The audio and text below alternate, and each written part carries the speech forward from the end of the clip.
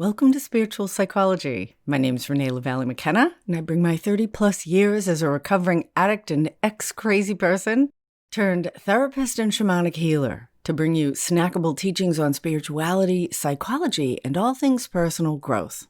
And I want to invite you to what I know is going to be a really special and nourishing, dynamic space to help you on your personal growth path. I'm going to launch my new open door growth community on Patreon, June 9th and 10th, 2024. It's going to be a really compassionate and dynamic space to connect with other like-minded people around the world. I'm going to have all kinds of free content, offering groups, workshops, and lots of opportunities to make genuine connections with others. There'll be both free and paid options, and I'm super excited to actually get to know some of you on a personal basis. So click the link in the show notes to Patreon. It will give you more information.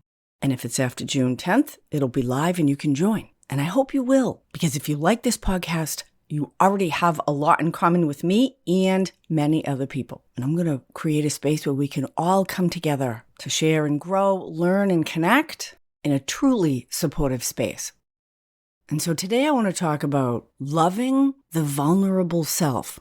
And we all have a vulnerable self, and our relationship with our own vulnerability is central to our emotional health and actually just how we feel on a daily basis.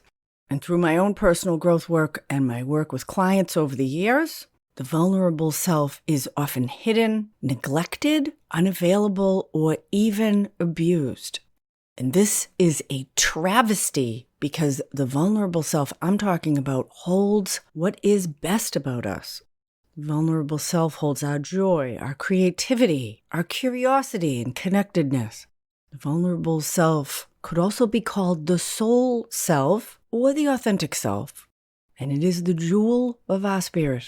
And rediscovering, reclaiming, and learning to care for and love, support, and encourage what is best about us is the hero's journey of a human life.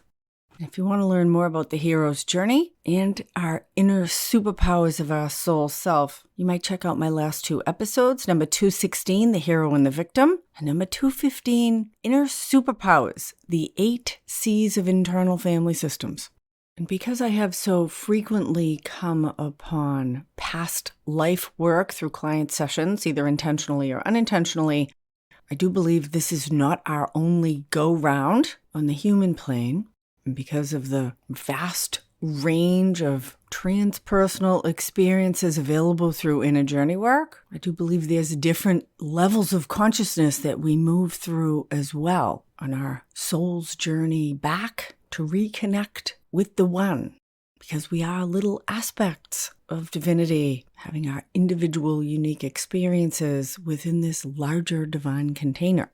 That doesn't mean all of that is pleasant, obviously, but the structure of human life on the third density of Middle Earth seems to be that for most of us, at some point early in life, we get disconnected from our vulnerable, authentic self.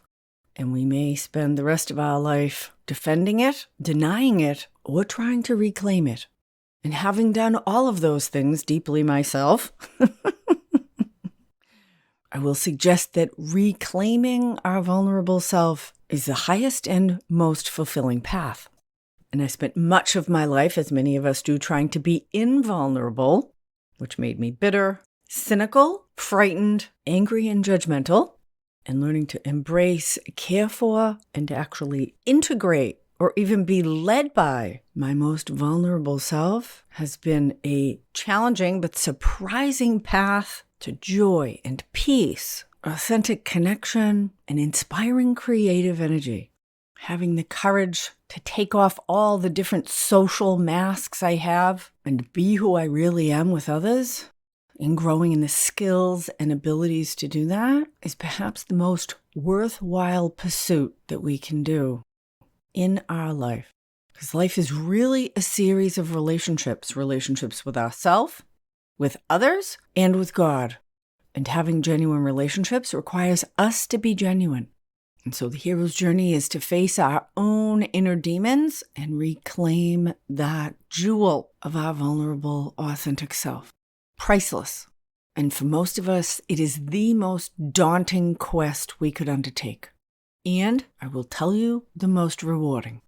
And so I have 3 stories I want to tell you. One of success, one of tragedy, and one of hopeful progress. And so I'll tell you the success story first, which is my own. And around the age of 5, like many children, I was very concerned with death. And I'm an only child, and my mother had no friends. And already by that age, I comforted her when she was anxious or upset. And I was aware of her fragility and dependence on me. And I was contemplating if I died and how my mother would feel. And I was crying. And she came on me and she said, "Why are you crying?" Because crying was discouraged in our house. And I said, "I'm afraid that if I died, you would be very sad." And she said, "Oh, no. That's not what you're worried about. You're worried about if I die and you would be sad." And I have to tell you, when my mother did die, when I was 42 years old, unfortunately, I was not sad. But anyway, I knew in that moment that she could never see me, that she would always run my experience through her filter in a way that worked for her. And because there was really no one else in my life, there were no other relatives, I didn't meet trustworthy adults that I could bond with until much later.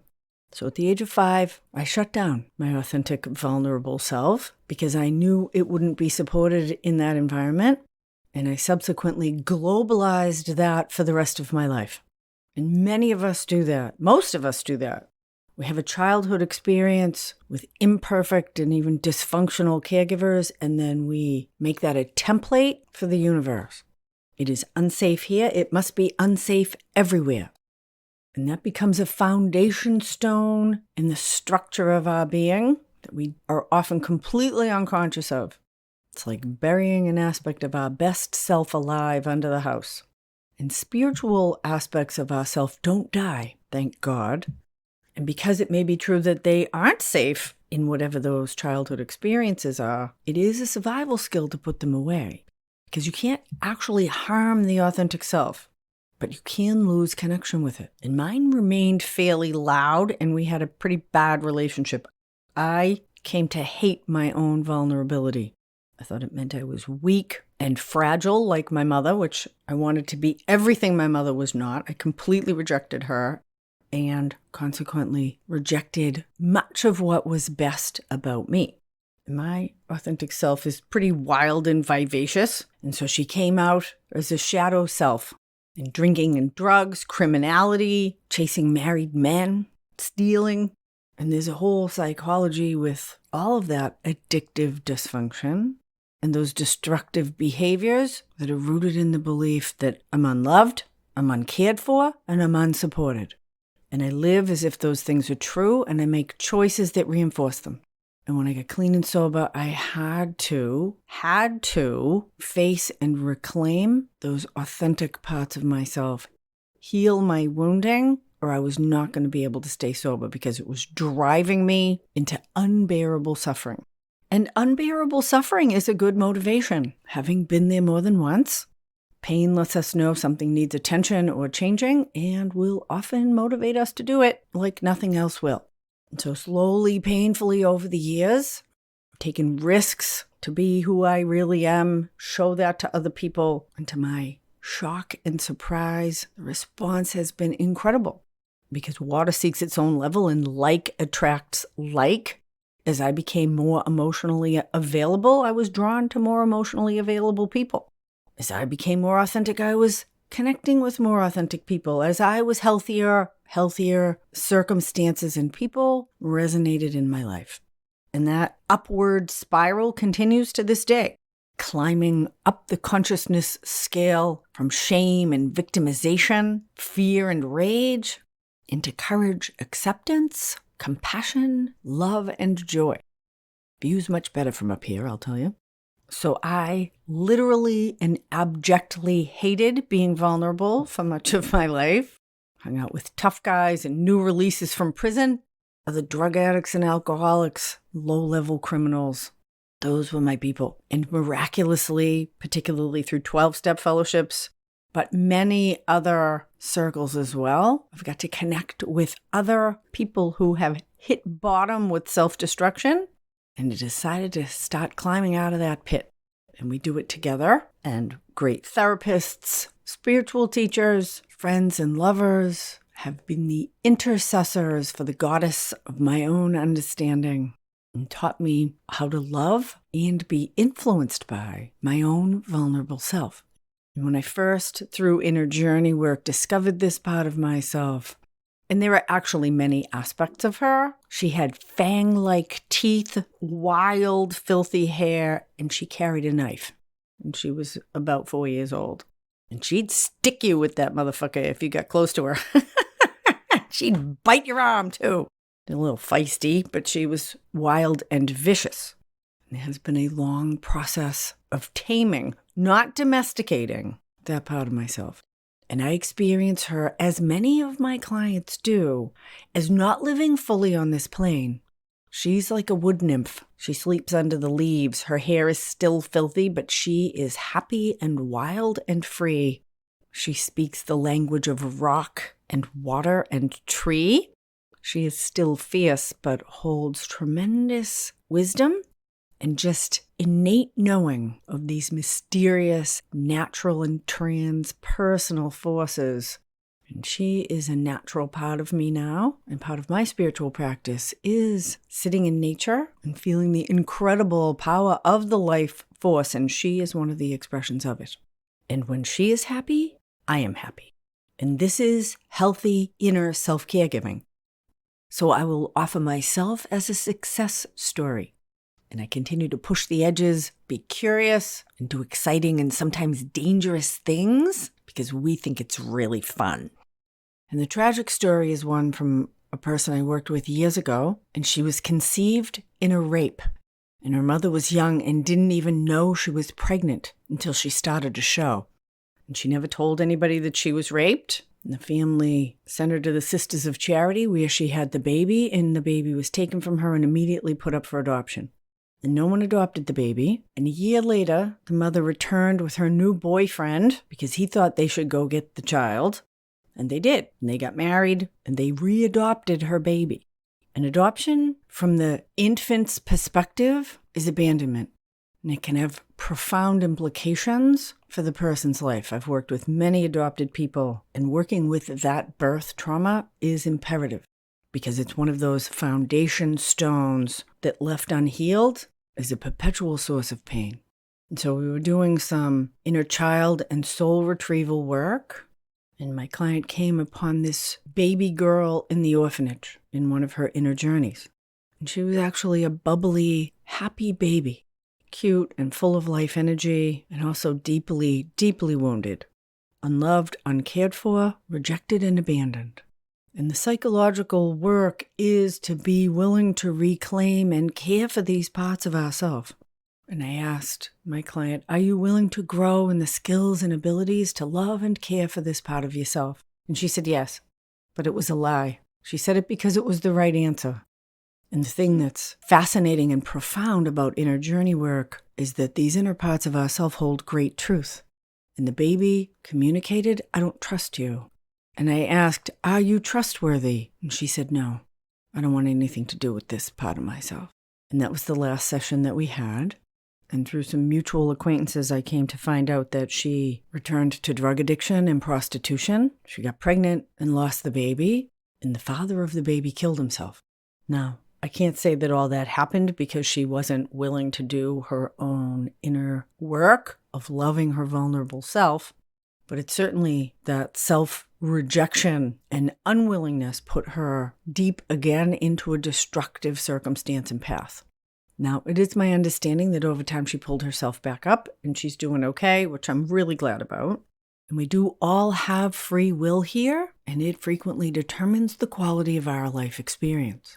To be productive and constructive or destructive and filled with suffering. All of it's challenging, but the outcome or payoff is really different depending on which direction we're going. I love the acronym for fear: face everything and recover, or forget everything and run. Those are the two directions, and we can change direction at any time. And the last story I'll tell is one of hope. So I have a client who's super smart and creative, probably even leans into the brilliant end, brilliant being particularly unique creativity.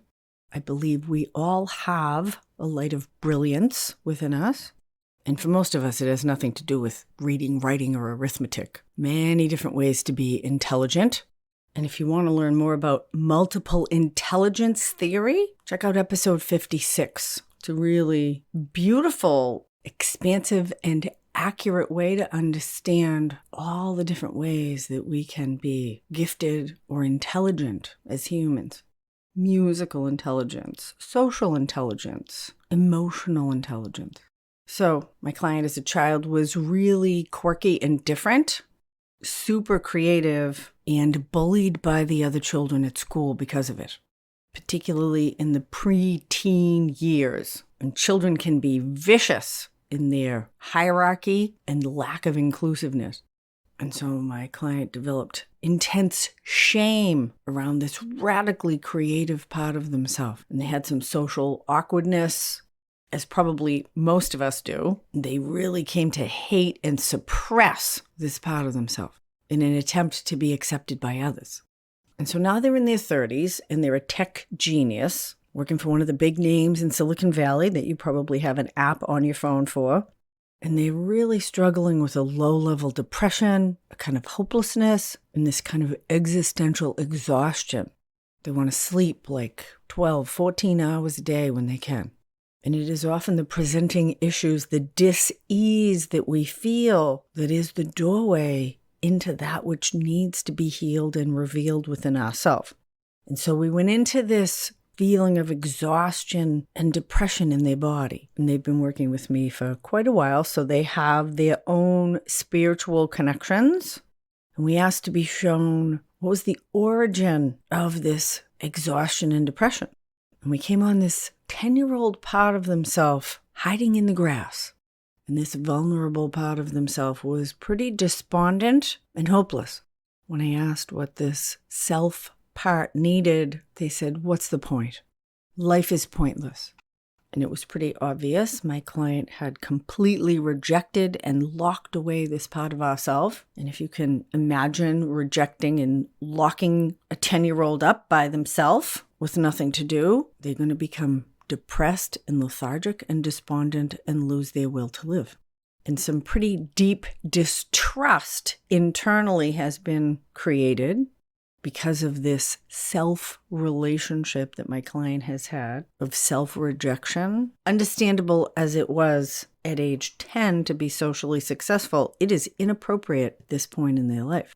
And they were able to just sit with this inner child part of themselves and say, "I totally get it."